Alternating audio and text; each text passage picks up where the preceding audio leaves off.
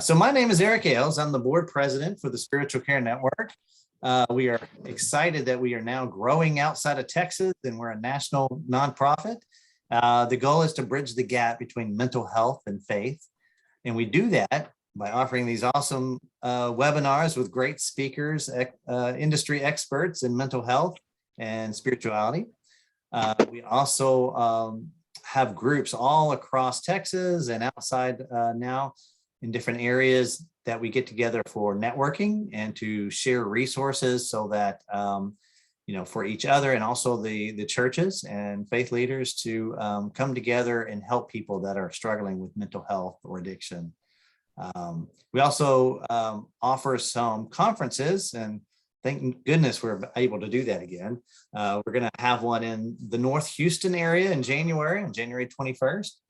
And we're excited about that. We even have our keynote speakers, Miss Texas, Mallory Fuller, and a great lineup of speakers. The tough thing is going to be to choose which awesome presentation you go to, because there's 3 breakouts with 3 speakers at a time. So it's going to be great information. So for more information, go to our Facebook page, Spiritual Care Network.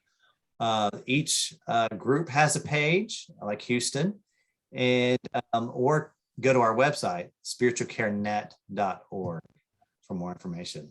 The other job that I do that actually pays me is I work at Starlite Recovery Center.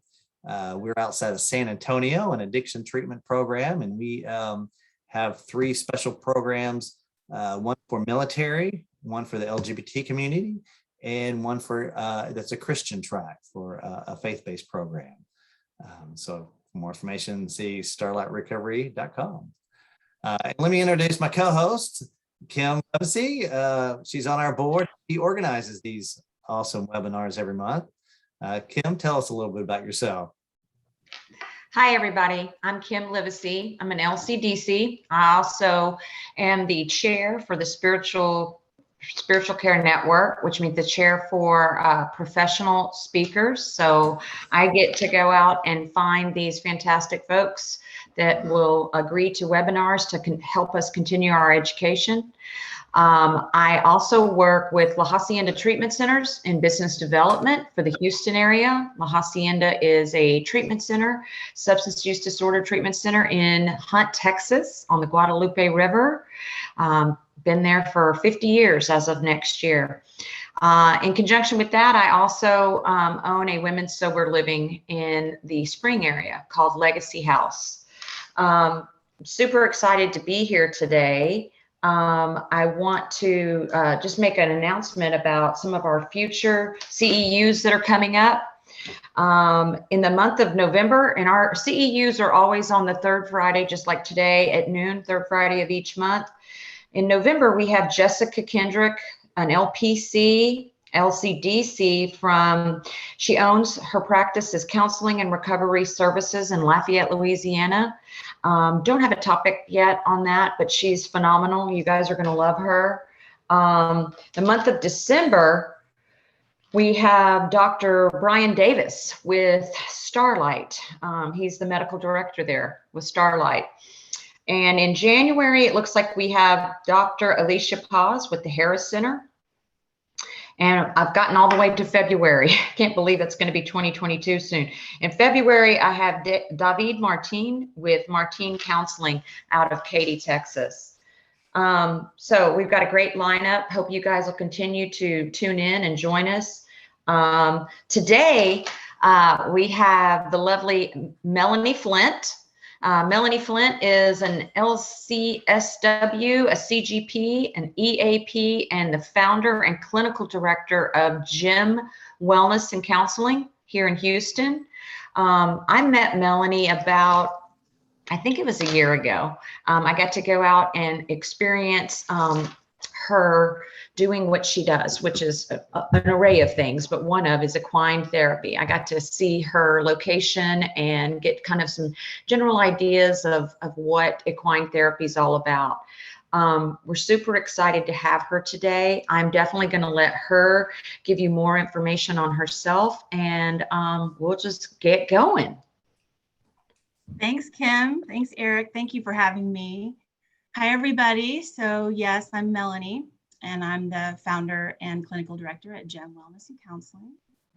We do have other things that we do outside of equine assisted psychotherapy. We have a family-based practice with 2 locations around the Houston area. We treat all members of the family. We treat individuals, couples, families, and groups. And one of my specialties is equine assisted psychotherapy, which I'm going to share with you guys today. So I'm going to share my screen and we can begin. Okay, I think you guys can see me here. Okay, so equine assisted psychotherapy. I'm going to cover pretty much everything, and then if I miss something that you all want to know, anyone who's here, please put your question in the chat box or the question and answer, and I'm happy to answer it. I'm going to cover most things. So if you guys are horse people, some of this will be a little redundant for you. So equine assisted psychotherapy, we're going to talk about how we are transforming the therapy process through horses. What we're going to talk about specifically today is why we use equine assisted psychotherapy and who can it support? What is it? And what are the benefits? What are the benefits of using horses over maybe dogs? We've heard about animal therapy with dogs and other animals. Why use horses? This is an evidence-based modality, so we'll talk about the evidence, and then we'll talk about some resources, and then we'll go into some questions and answers. So when we think about working with horses, there are multiple ways to be helpful and educational and therapeutic with horses, and we'll cover these.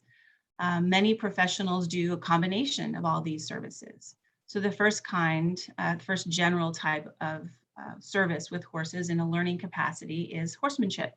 It's a non-therapy service, and it really brings together how to be with a horse in a way that facilitates a connection, a relationship, and a partnership. Usually when you work with horses, you have an objective. So horsemanship teaches all about being an equestrian or riding, and also being around horses. And then there's a learning capacity. So this is also a non-therapy service, equine assisted learning. You'll see it referred to as EAL. And that is where we're learning about the capacity of working with horses, different ways to work with horses, and how to develop relationships with horses. But it's a non-therapy modality. And the third, and what we'll focus on more today, is the therapeutic type of equine assisted service. And different types of therapists can use this. We can incorporate occupational, physical, speech and language, and psychotherapy and counseling, which is my specialty. There's different organizations that license and certify counselors and psychotherapists to work with horses. And today we're going to talk about one of those. So psychotherapy incorporating horses. In working with horses in a therapeutic way, it's a collaborative effort between a mental health professional, an equine specialist, the horses or horse, and our clients. And the modality that I use that we'll talk about here in a minute is called EGALA. And there must always be a mental health professional who's focused on the person or people, and an equine specialist who's focused on the horse or horses involved in the work. And our partner are the horses. The sessions are structured specifically to address treatment goals, family goals, group goals, leadership goals, whatever the person, family, or group is looking for, we curate the treatment for that group. It's experience-based or experiential, as you'll hear me refer to through the presentation. So when you guys think of doing something experiential, you are in movement, you are doing, you are applying. We do talk therapy in the office, and we do some experiential things that we can do in the office setting. But out at the ranch, we really move and we connect in an experiential way. So we're applying all of our senses. And we use therapeutic metaphor. So the horses and the experience becomes a symbol for other relationships, people, places in our lives and in the client's life.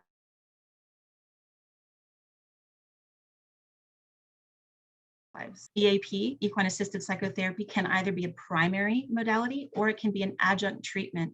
So if someone's in regular psychotherapy with their office-based therapist, and the therapist feels that some experiential work could be helpful to unlock some stuff that's going on, they might refer out to us for 2, 3, 4 sessions while they maintain that relationship, and then the client goes back.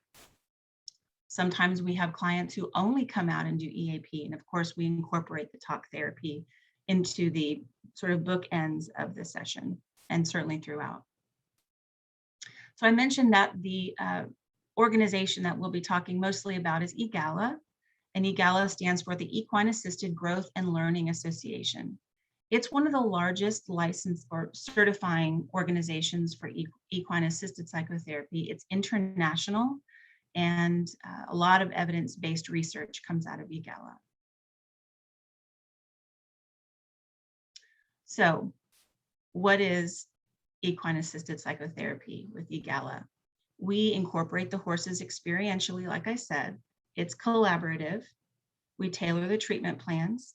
We use a narrative, metaphor, and symbols.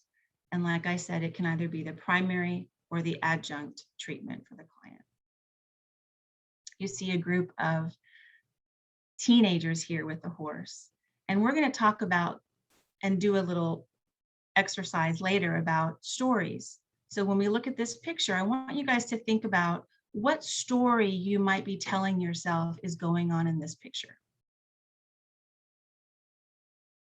Okay, so hold on to that, and then we will come back to it.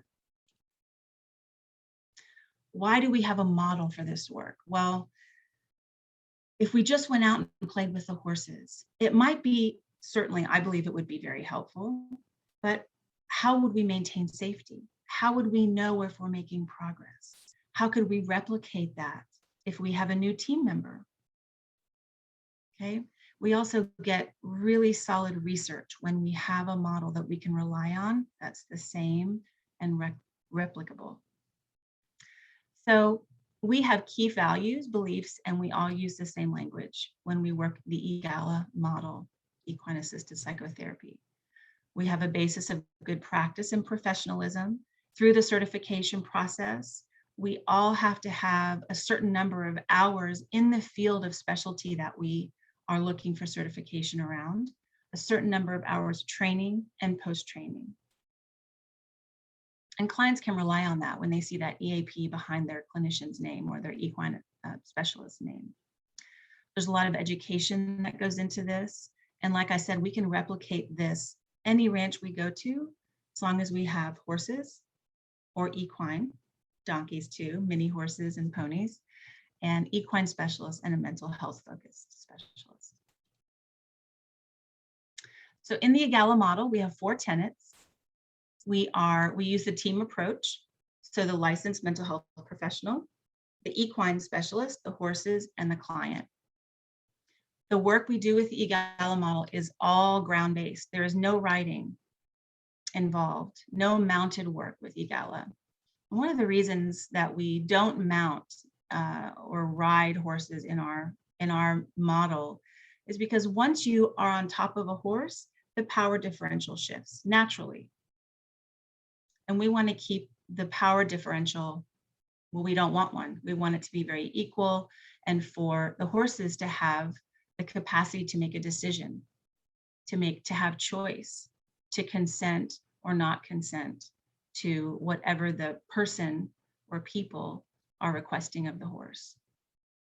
So we don't ride the horses in EGALA model, EAP. We are solution focused and oriented in our model. So we're always looking for that solution.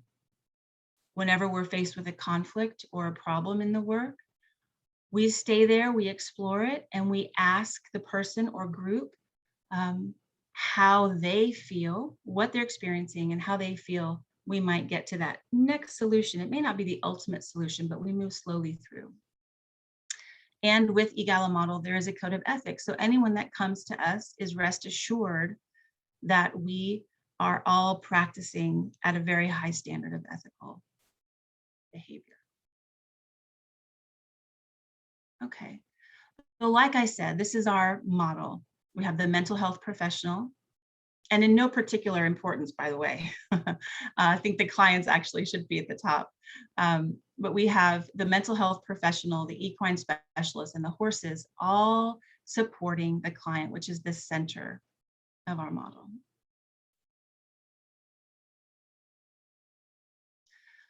Who can EAP help? Well, these are just some of the types of folks that we work with. And really the list is endless. We also work with disabled population. And as long as the client can get out into the pasture or the round pen, even in wheelchairs, we can do the work quite successfully. So the list that I put together here is what we see the most of. We see a lot of co-occurring disorders, depression, anxiety. We do treat a lot of trauma with success with the horses and abuse, shame and guilt, grief and loss. If someone's feeling disconnected from feelings or gets stuck in talk therapy, has a hard time with shame and can't quite work through that, then coming out to the ranch can be really effective for unlocking some of that. If someone has been in treatment multiple times and not felt success, then we might need to get them into their body and have more of an experiential treatment approach with them. They're experiencing judgment of themselves or others, social comparisons, high expectations or perfectionism of themselves. I call that shooting all over ourselves when we're placing a lot of unrealistic expectations, not asking for help. They are the lone wolves. And if they've lost hope, we get them out there, we're moving, we're working with all the senses and with the horses that are a mirror for what we bring. We'll talk more about that. So we talked about why we don't ride in EGALA model. And to come full circle, certainly we want to keep the relationship even, that the people have free choice, and so do the horses. They get to be themselves. And again, when someone is mounted on a horse, there is an expectation usually, certainly for safety, and from the person's perspective who's on top of that horse, they want the horse to do something for them. So the horses don't really get to express themselves when they're being ridden in a free way. Like I said, we are solution-oriented. Our clients come out to us and they have an idea of what health looks like to them. And we take their idea to heart. It's not our idea of what healthy looks like to them. Certainly we have certain standards of what healthy behavior or thoughts might be versus unhealthy. But their vision of what's going to be healthy for them is where we start. Our work is client-led, and when we're in session, we are with them, we are present with them, and we let them take the lead while we're having a very active observation with them, with the horses, to lead them through their story. We provide a safe place for the clients to explore, to problem solve, discover, and overcome challenges. And the way we keep it safe is because we have dual focused lenses on them. We have the mental health professional that is really tuned into them and what they're experiencing. And we have the equine specialist who is paying very keen attention to the horse behavior, which can be just life-changing for the clients. I'll tell a quick story here. My colleague was telling me this morning about a client she had last week that came in and had just gone through a big loss in her life. And they were having session and her client was feeling a little weak. So they went over to, sometimes we'll do yoga with the horses. So we have yoga tables instead of mats. We raise it up and we have yoga tables. And she was resting on one of the yoga tables, just sitting. And one of the horses, this big brown horse named Baystar, he came over, and we call him our chakra horse. He's an energy healer, we call him. So he comes over and he starts putting his nose right around her this chakra of her body, around her shoulders, close to her neck. And my colleague asked her if she was comfortable, would she want to lay on the table? And she wasn't really a horse. She's not really a horse. She wouldn't call herself a horse person. And in fact, when Baystar came over, she said, well, he's a little close. But she agreed to lay down. And this horse, Baystar, stood over her for 30 minutes, going from chakra to chakra, down to her feet and back up into her solar plexus, and stayed there. After he finished, I say he finished, he's absolutely part of the treatment. After he decided to go somewhere else, she sat up, she had more strength than she had before, and she ended the session with vibrance, and they ended up processing that experience for her, which was awe-inspiring. That's just one example. I'll share more as we go. Opportunities for clients to tell their experiences and stories. So like I said, we are client directed. If one of our clients decides that the white horse, let's take this horse in the picture, reminds them of their little brother who's so annoying and never leaves them alone, well, that horse becomes little brother, because that's impactful to that client, and that's the goal. The horse doesn't need a name. In fact, we don't even say horse, we say that one. So the client gets to decide what to call every symbol in their space. The importance of telling our stories. If someone tells it for us, they might get it wrong, or they may get it wrong. Kane Smego, he's an incredible poet, and he's right. We get the right to tell our stories if it's done well. So here's another picture. And I want everyone to take a look at this picture, and we're going to observe together. I'm going to share some observations without naming, so that the experience, the story, gets to be each of yours. I see two. I see movement. I see up. I also see one that's still. Now, each of you have a story, your own unique story about what might be going on here. Whoops. And for me to tell you my story would absolutely minimize and devalue your experience of what this brings up. For some people, this looks like play. For some people, it looks like father and son. For some people, it brings up fear that there's going to be a fight. And that's just 3 of many, many. So you can see how observation in we're not supposed to use the word clean, but a cleanish observation of without labels and judgments can open an experience and allow our clients to develop their own story of what is happening. And that is the story in the session, theirs. And the way that we do that is by utilizing SPUDs. Now, SPUDs, every person, either mental health focused or equine specialist, is trained in SPUDs. And it's a framework we use to observe. So in our SPUDs framework, every acronym you see is an observation of the horses, except the last 2. Discrepancies are looked for in the client, and the apostrophe S is our stuff. Some of you might know that as countertransference, stuff that comes up for us in our work.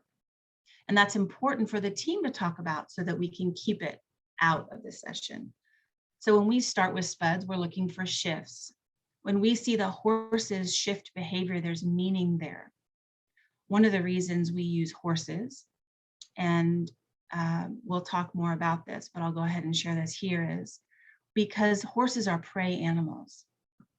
They are keenly designed to be sensitive to sound, feel, observations that humans may not notice. When the wind changes, they're aware. It can also feel our energy. The electromagnetic field of a horse is 6 feet. So if you're within 6 feet of a horse, there is a shift in the person. We've noticed through our research that humans' heartbeat slows significantly when they're around horses for more than about 30 minutes. It's very powerful. The horses they represent a mirror for us, and they will mirror back and show up in that relationship with us in a way that is present and without the stuff that sometimes we get with our human partners and relationship. So when we look for the shifts and patterns and what is unique, we're looking at the horses while we allow the clients to develop their story. When we see discrepancies in the client behavior, we take note of that. We don't really intervene in the story unless we see something, it's what we call the peak of the session. So if we have hit the peak of the session and the client has had some unique awareness, aha moment, some sort of realization, and it's clear that they're starting to process it or really feel, then we might gently step in and check in with them. If we see safety being an issue, we will pause. We will do it in a therapeutic way so the client can maintain their work. And then while we are in the session, the team members are always side by side, observing and whether writing down the observations in the SPUDs framework or verbally sharing, especially when our stuff comes up. And you see in this picture, I'll tell you what it is. It's a SPUD, it's a potato. And we get that in our training, and some clinicians will squeeze it when their stuff comes up, and it's a reminder to really be present. So our observations are non-interpretive, non-judgmental, so the clients can provide their own interpretation, which is the most important. I was preemptive here. So why horses? Horses have been part of human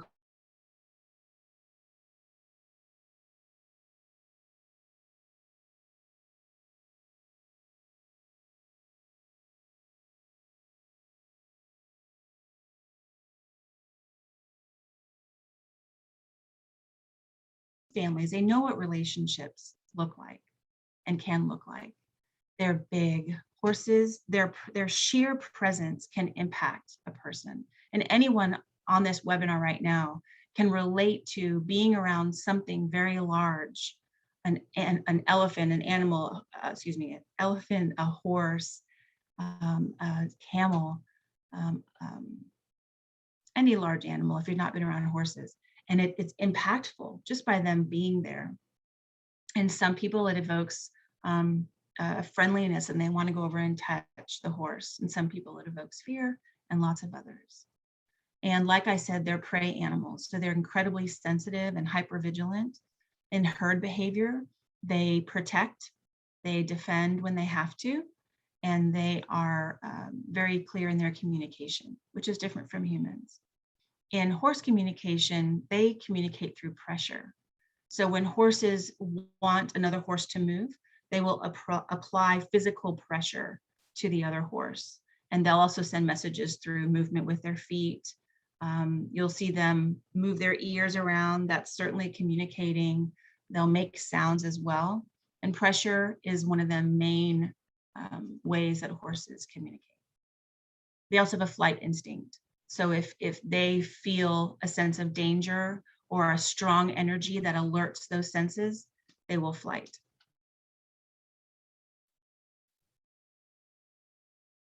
We also use horses because there's an emotional safety with horses. They come as a clean slate.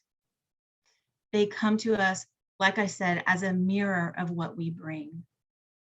And when and if any one of you has or will work with horses, that will become clear when you're around them. They know what relationships are like. Like I said, they live in families, they live in herds. There is an order of the herd order. There is a leader and there are followers. Connection with horses can be immediate and candid, and they don't judge. They feel what they feel in the moment. They are there in the moment. It's a gift. So they're really, really great partners in healing. They're social, right? Each of them have their own personalities. They're sentient beings. So they feel, they express, they're in relationships, and they can become living symbols of other relationships for us. They get put in the abstract. The abstract can be put into the physical space. So we have symbols throughout our session that our clients have access to using at their discretion when they want to achieve a goal or develop a story, their story with the horses. And the horses can literally help rewrite clients' stories and elicit a lot of healing.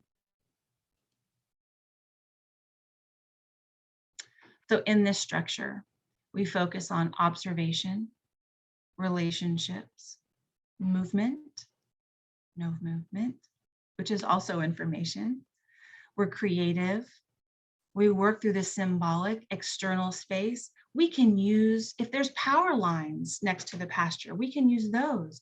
If a bird, we had a duck walk through a session last week. It was really interesting. And this duck just was brave and walked across the little bayou that's there and came into the pasture, and that became the symbol that we worked with. The grass, if the horses are choosing eating grass and grazing over interacting, we work with whatever comes up in the space. And certainly the symbols that we are deliberate about placing in the space come up. And like I said, the horses are the impetus for the change. I wanted to provide this resource for everyone, Transforming Therapy Through Horses, the name of this presentation, and it's the name for a reason, because we are transforming therapy. We are offering an adjunct or primary form of therapy that can help clients unlock and work through really hard things that sometimes are difficult to do in the talk therapy space. So this is the book of case studies that really show in action how this work, how this modality can support healing. We work with a lot of different populations in addition to the ones that I mentioned. The military is a population we work with quite often for veterans that have experienced the trauma that they've gone through. And GEM Wellness and Counseling is my multidisciplinary group practice, and we have 2 office locations where we do our office work. One's in Northwest Houston and one's in Central Houston. And the Equine Assisted Psychotherapy and all of our equine services are provided at Brookside Ranch, which is just south of downtown between Houston and Pearland. And our program offers multiple things. We do individual couples, families, and small groups with our EAP. We do those in sessions or packages of sessions and workshops and retreats. We also work with residential treatment centers who send their groups out and IOPs. And we offer one-time workshops or 4-part workshops for adults, kids, schools, and also with corporations and agencies. We work with their leadership teams to help with team building and cohesiveness. So there is a lot more to say about EAP, and to honor time and your questions, I would love to open up the chat for anyone who would like to ask a question. And I think they are in the chat box, so let me see. I can go to the chat. Hey, Melanie. Yeah. I've noticed my, I don't know, can y'all see me? Because I've disappeared on my side. There you but are. that doesn't, oh, okay. I still You're can't back. see me, but who cares? We do have a comment. I'll read a comment and then I can read, I have one question, but we would love more questions. But I've got a comment from Maria Garibaldi. She said, I'm loving this so much that I want to see if we can rewatch later. Do you accept? Okay, and then that's a different question. So Eric, explain to everybody how they can rewatch. Yes, after this is over, we are recording it, so we're going to post it on YouTube, and there'll be a link on our website at spiritualcarenet.org. And then you could also see the post on our Spiritual Care Network Facebook page. So either one of those areas, you could watch it again and share it with your friends. Awesome. Thanks, Eric. And this is another, looks like a question for Melanie. They're asking if you accept medical insurance. I'm assuming maybe even mental health, Blue Cross Blue Shield, what have you, for your services or for equine therapy in general. That's a great question. So my group practice is considered out of network for insurance companies. And I keep it that way for a couple of reasons, because it gives us the freedom to offer a sliding scale to work with clients wherever they are. And a lot of our clients do get reimbursed as well from their insurance company, depending on their policy. So that's how we approach it. I actually have a question myself. Sure. A few years ago, we had a Spiritual Care Network meeting actually at a ranch, and we had some therapists there that were doing the equine therapy. And I assumed I was going to jump on a horse and start riding around, but you really don't do that, right? It's more of an interaction-based therapy, yes. Correct? Yeah, it is, Eric. And a lot of people come out with that wondering, what is this? And do we have to know how to ride, or do we get to ride?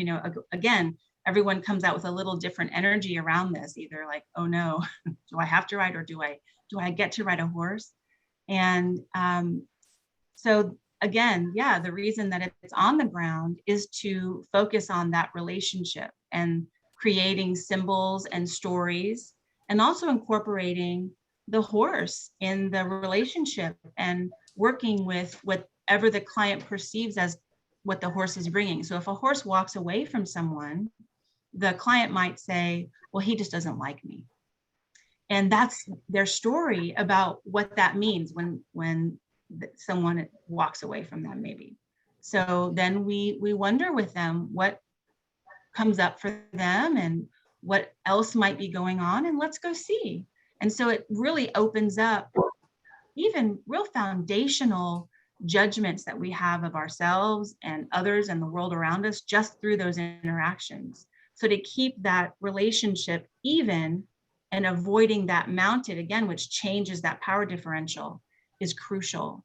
There are other modalities where you eventually mount the horse and ride in a with consent, without reins. But in this model, we don't. It's all the ground. Yeah, cool. Quick story. There was a therapist that was working with a client, and she was kind of resistant, and went out and just really bonded with this horse, and kind of they made a breakthrough that they haven't made in like many sessions, and finally the client bonded with the horse, and they were out in the stall, and the therapist was quite a ways away, and all she saw was that the client decided just to say a quick prayer, when she was finishing up, because there was other clients that needed to come out.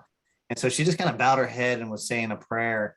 And then when she opened her eyes, she looked over, and the horse was bowing their head too, like and being respectful with prayer time. And it was just, they couldn't believe it. And everybody started tearing up, and yeah, it was kind of a neat thing.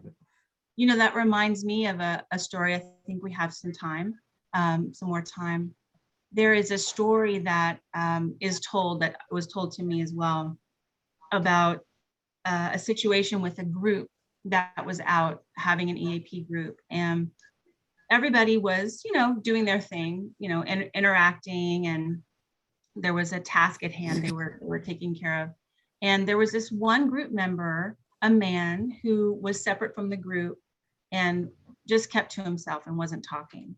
So the team, the mental health professional and the equine specialist, went over to him and asked what was going on. He said, well, all this over here, looks kind of like summer camp, reminds me when I was a kid at my grandparents, and kind of happy. But there's this one horse over here, was a big brown horse, who was just staring at him, but wouldn't approach him. Or his story was that the horse was staring at him. And he couldn't understand what was going on, and he didn't feel comfortable to approach the horse either. And as we stood there looking, the horse sat down, just where he was, just sat down. And something about that elicited a change in the man that they were talking to. And he went over to the horse. And before too long, the man was sitting down next to the horse, and his head was buried in the horse's neck. And he was sobbing, just sobbing. And once he had decided that it was time to, of course, the equine specialist is making sure everybody's safe, and nothing's gonna alarm the horse, and everything is very therapeutic for this man to have this moment, this experience. He came back over to the team and he said, I know now who that was. And I might get emotional saying this. He said, that's God. And when I was in my behaviors and in my substance use, I turned away from him, and I just felt that he is embracing me again. And that's who that horse is. It was so powerful from the story. I mean, it was just incredible. And things like that happen all the time. We had a couple out there last week who was in a round pen with one of the horses, and the team was right outside the round pen. And we have a mini donkey and a regular sized donkey, Joey and Lenny. And they were outside just kind of hanging and looking. And this couple was working with the horse they were working with. And by the time about 10 minutes had gone by, we have 13 equine. All of them were encircling the round pen, facing in. And the way that the client transposed this was they were protecting them and sending healing energy. I mean, all of them were there. It was so powerful. And the clients got so much out of it. So things like that happen all the time. And our horses are free to roam. They live in their herd. They're not in stalls overnight. They're barefoot. And it's as close to a horse refuge and a therapeutic. The horses are only utilized for the therapy there. So it's just awe-inspiring every day. That's great. I love to hear those stories. That's really I do neat. too. That leads me to, that's a great segue for a question by Lisa Parkinson. She says, some horses have experienced trauma as well. And basically she's asking, how are the horses selected for EAP? Because some horses are not as friendly as others. And that's like, yeah, I'm curious too. How do you select the type of, horses that you're utilizing for equestrian therapy? It's a great question. And we get that a lot. Let's see, I want to think of the best way to answer this. We all have trauma, right? In some version. And horses are the same. If you think about how horses are utilized, there's a lot of trauma and abuse that goes into a lot of that, frankly. And so for a horse to be equipped for this work, we do use a lot of rescues or retired horses, retired race horses, Mustangs, or just horses that are sent to us. Their owners want them to have a different life and not have expectations on them. And the way that we know and prepare them for this work, and some horses, the rest of their days are going to be spent healing on their own without interacting with clients. But for horses that are used, first we help them heal. We desensitize some of the, and it's different for all of them, for some of them, if we bring out a pull noodle or a lead line or a halter even, or if a tall person approaches them, I mean, it can be anything, just like people that can trigger an emotional response because they are sentient beings. So we work with them first and we give them time to heal. And then we slowly incorporate us working with them. And some horses need more of that and some horses they don't. They're just ready to be present. And, you know, horses don't act out or, you know, how do I say this? They don't act out for no reason, just like people. There are reasons. And if we can notice and recognize the signs of a horse being in pain, in discomfort, in fear, in alert, you know, flight mode, then we can de-escalate most situations with horses and use that in the session while we take care of them and the client. Wow, that's amazing. Yeah.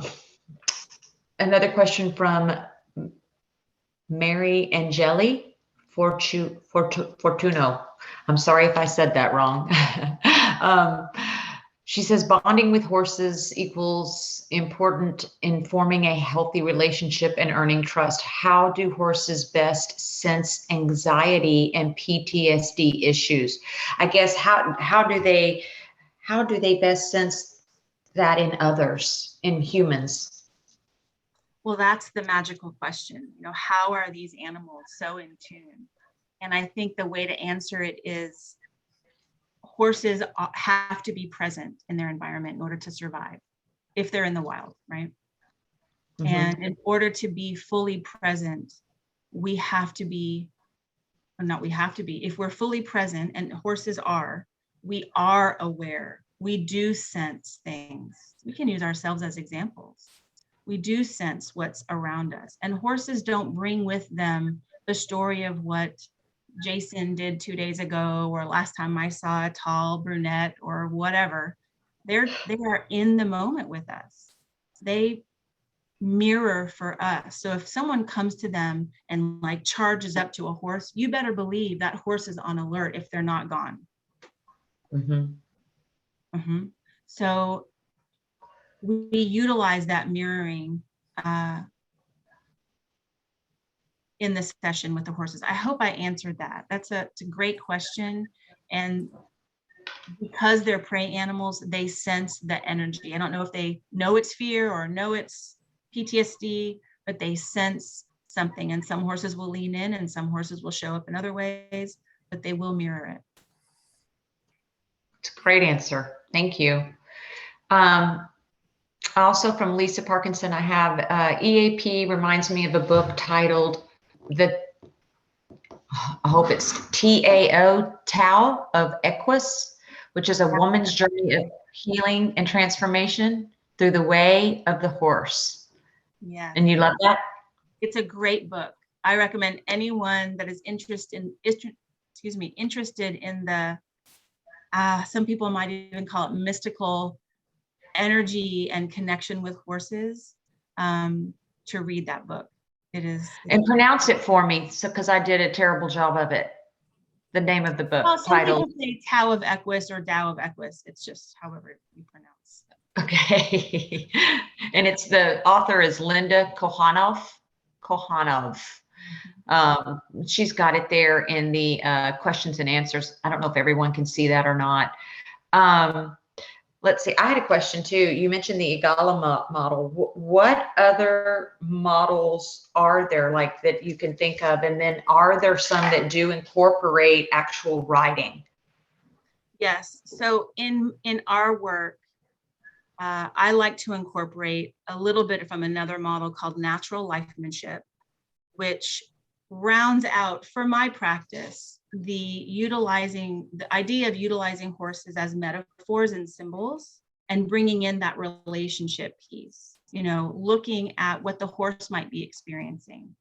And just like in talk psychotherapy, psychotherapists are pulling from their experience and their toolbox of all the modalities they're trained in to treat the client in the way the client needs to be treated. So we do the same at GEM in the pasture, and we utilize EGALA in a big way, and we also utilize natural lifemanship, which focuses again more on that relationship building and utilizing the horse as part of the partnership in that relationship. So you've inspired us all, and we're all ready to go out and buy horses. How do we get trained with EGALA? Oh, well, EGALA, you can go to their website, EAGALA.org, and they'll walk you through. They have trainings all over the world. You can go to Brazil and get trained. And it's a 5-day training. And there's some that are close. I think the last one I did for my reader certification was in Beaumont. So there's places to go that are close by, and they have conferences every year and lots of networking opportunities. And the certification is really powerful. So you are in it for 5 days, which is a commitment of time, and it's worth it. So you just go to their website and they'll walk you through it. Awesome. Do you know much about other animals? Like, of course, we at Starlite, we have a former combat dog. It's a lab that has been trained as a support dog. And oh man, our veterans just love that lab. And I also have a friend in Dallas, Lydia Clemens, therapist, that has actually a pig in her office. Poor pig, I guess. What about other animals? I also have dogs. I love dogs. I think they're incredibly therapeutic. The reason we don't use dogs is because they show up differently than horses. You know, if anyone has a dog, you go home, the dog runs up, right, and jumps on you or wags their tail, so happy to see you. And that certainly elicits a connection and a relationship. And from what I've shared with you, you can see how it's different with a horse. The horse shows up in the moment. And certainly if you've known a horse or you've owned a horse for a long time, that looks a little different, certainly. And therapists or equine specialists who own horses sometimes won't do EAP with their own horses because it shifts the session. You know, there's a connection or attachment there. So sometimes that can look similar, but you can see how it's very different from dogs who are, you know, they're just different without placing judgment there. So I don't know about the other modalities, but I know that animals are very therapeutic, just generally. Yeah. Gregory Trent, as an LPC who works with an EGALA professional, the power is amazing. I also have experience with therapeutic writing for the disabled and says that that's powerful too. Is that something you're familiar with? Yes. Melanie? Hippotherapy is what I would label therapeutic writing. And that's incredibly powerful. So it allows disabled population to have that experience of connection in a mounted way with a horse and learn what that's like. It's usually, well, it can be either led by the trainer, or sometimes they can take control and, you know, have that experience solo. But as you can see, by take control with reins mounted, it's a different form of healing than EAP. It's awesome. Very powerful too. So fascinating. I'm sure we could probably just do this all day. Sure. I love the topic. I love it. And I love how you displayed it and explained it to us. Thank you so much. I'm going to hand this back to Eric. And Eric, do you have anything that we need to do or say before we wrap up? I just want to say thank you for this interesting presentation today. I love different ways that we can break through to people that are struggling, and you know, we are very tough and sometimes stubborn on expressing our emotions, and it's just so awesome how God can use a horse to open up people that you know, they've been in therapy for a long time, and somehow a horse will open them up, and that is so cool. So thank you for speaking today. Thank you, Kim, for another great co-host session and for organizing these. We appreciate that. You're welcome. For all the attendees, if you would like to join the Spiritual Care Network, it's very reasonably priced. The information's on our website at spiritualcarenet.org. And the proceeds go to funding our website and our constant contact database and our technology so that we can provide these webinars. So, once again, spiritualcarenet.org. So thanks, everybody. That concludes our webinar for today, and have a blessed weekend. All right. Thanks, Melanie. Thanks, Eric. Thanks, everybody. It was awesome. Happy weekend.